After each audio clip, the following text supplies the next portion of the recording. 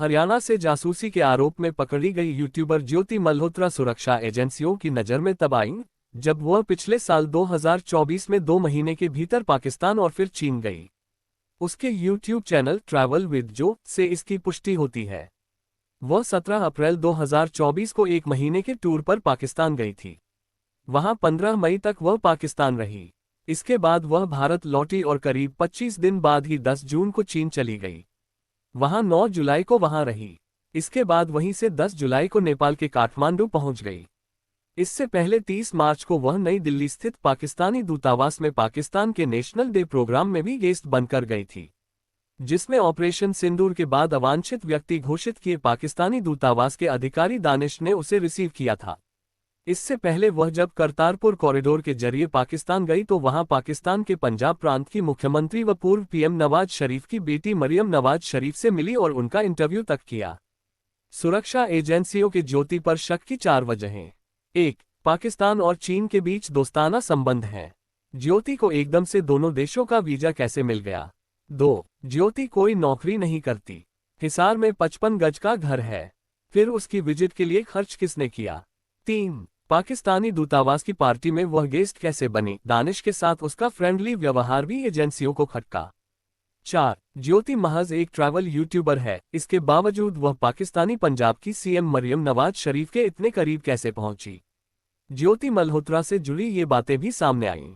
खुफिया एजेंसियों की वजह से मिलता वीआईपी ट्रीटमेंट। हरियाणा के हिसार से जासूसी के शक में पकड़ी गई यूट्यूबर ज्योति मल्होत्रा को पाकिस्तान में वीआईपी ट्रीटमेंट मिलता था। ऐसा पाक एम्बेसी के अधिकारी दानिश और पाकिस्तानी खुफिया अधिकारियों के ज्योति के कॉन्टैक्ट की वजह से होता था।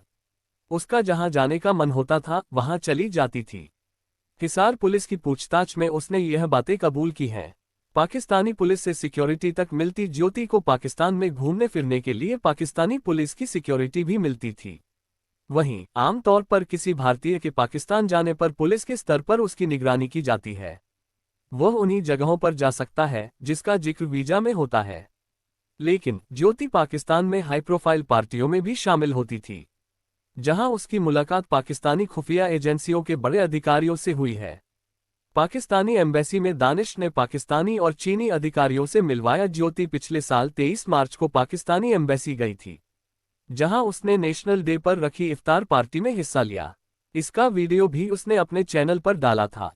जब वह एम्बेसी में पहुंची तो दानिश ने बहुत फ्रेंडली तरीके से उसका वेलकम किया और दोनों आपस में इस तरह से बात करते दिखे कि एक दूसरे को बहुत करीब से जानते हों।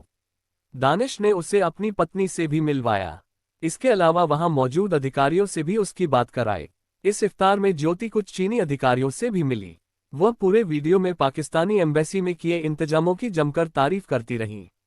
उसने दानिश की पत्नी को अपने घर यानी हरियाणा के हिसार में भी आने के लिए इन्वाइट किया। फ्लाइट में फर्स्ट क्लास में जाती, महंगे होटल में रुकती थी। ज्योति अब तक पाकिस्तान, चीन, नेपाल, थाईलैंड, भूटान, इंडोनेशिया समेत कई देशों में जा चुकी थी। वह हमेशा फ्लाइट में फर्स्ट क्लास में ट्रैवल करती थी। जिस देश में वह पहुंचती वहां के महंगे होटल में रुकती, महंगे रेस्टोरेंट्स में खाना खाती और महंगी ज्वेलरी शॉप्स में विजिट करती। ज्योति ने अपने सोशल मीडिया अकाउंट्स पर दुबई की एमिरेट्स की फर्स्ट क्लास की श्रेणी की यात्रा का फोटो भी शेयर किया हुआ है। इसके अलावा वह चीन में भी यात्रा के दौरान वीवीआईपी की तरह रही। इसके उलट भारत लौटने पर वह साधारण लड़की की तरह रहती थी। कौन है ज्योति मल्होत्रा? 4 पॉइंट में जानिए। 1. आम घर की लड़की, लग्जरी लाइफ की शौकीन। ज्योति हिसार में न्यू अग्रसेन कॉलोनी में रहती थी, जहां उनका 55 गज का छोटा सा मकान है, जिसमें 3 छोटे छोटे कमरे बने हैं। ज्योति के पिता कारपेंटर हैं, मगर कमाई कुछ खास नहीं होती। घर का खर्च चाचा की पेंशन से चलता था। ज्योति माता पिता की इकलौती संतान थी। 20 साल पहले माता पिता का तलाक भी हो चुका है। वह इस जिंदगी से उकता गई थी, इसलिए उसने लग्जरी लाइफ जीने का फैसला किया। 2. दिल्ली में 20,000 की नौकरी की। ज्योति की सारी पढ़ाई हिसार में हुई। यहाँ के एफसीजे कॉलेज से उसने एमबीए की पढ़ाई की। फिर दिल्ली चली गई, जहां उसे 20,000 सैलरी पर नौकरी मिल गई। दिल्ली वह पीजी में रहती थी। घर वह कभी कभार ही आती थी।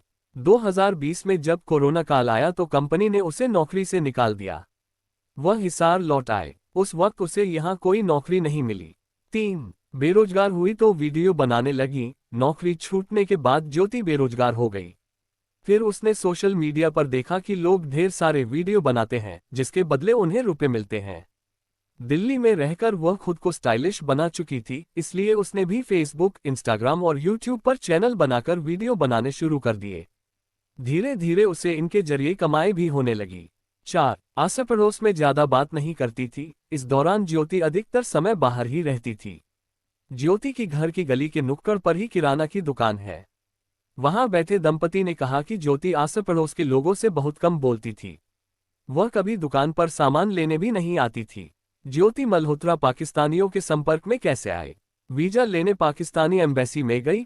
पुलिस को दिए बयान में ज्योति मल्होत्रा ने बताया कि उसने ट्रैवल विद जो के नाम से यूट्यूब अकाउंट बना रखा था। वह पाकिस्तान को एक्सप्लोर करना चाहती थी।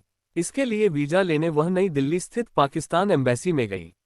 पाकिस्तानी एम्बेसी में दानिश से मिली, नंबर एक्सचेंज किए। ज्योति ने पुलिस को बताया पाकिस्तानी एम्बेसी में उसकी मुलाकात वहां के अधिकारी अहसान उर रहीम उर्फ दानिश से हुई।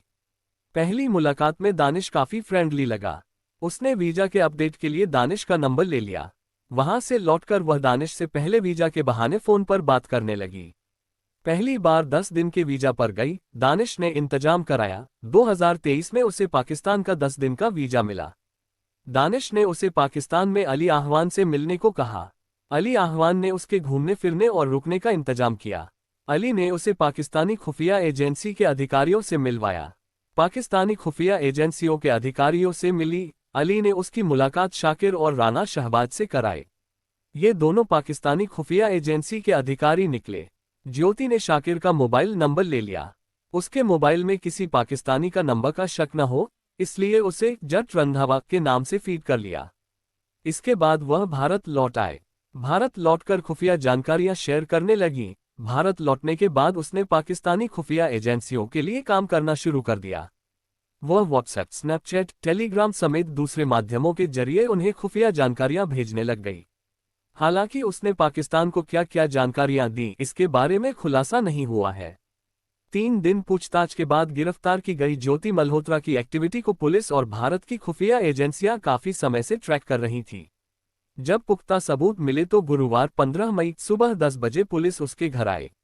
घर की तलाशी ली। ज्योति के अलावा पिता और चाचा समेत सबके मोबाइल जब्त किए। ज्योति का लैपटॉप भी कब्जे में ले लिया। इसके बाद पुलिस ज्योति को थाने ले गई, मगर गुरुवार रात को 9 बजे पूछताछ के बाद उसे छोड़ दिया गया। पिता हरीश मल्होत्रा ने बताया कि ज्योति ने घर लौटकर कहा कि पापा मुझे फंसाया जा रहा है, मैंने कोई गलत काम नहीं किया। शुक्रवार सुबह फिर उसे पूछताछ के लिए बुलाया गया। फिर शुक्रवार रात को ही पुलिस उसे वापस घर लेकर आई। उससे जुड़ा सारा सामान जब्त कर पुलिस ज्योति को लेकर थाने लौट गई। तब पता चला कि ज्योति को गिरफ्तार कर लिया गया है। हर दिन क्राइम न्यूज को सुनने के लिए वीडियो को लाइक और चैनल को सब्सक्राइब करना ना भूले, साथ ही बेल आइकन को भी दबाएं। सच्चे देशभक्त चैनल को सब्सक्राइब करना ना भूले। जय हिंद। आपका दिन मंगलमय हो। धन्यवाद।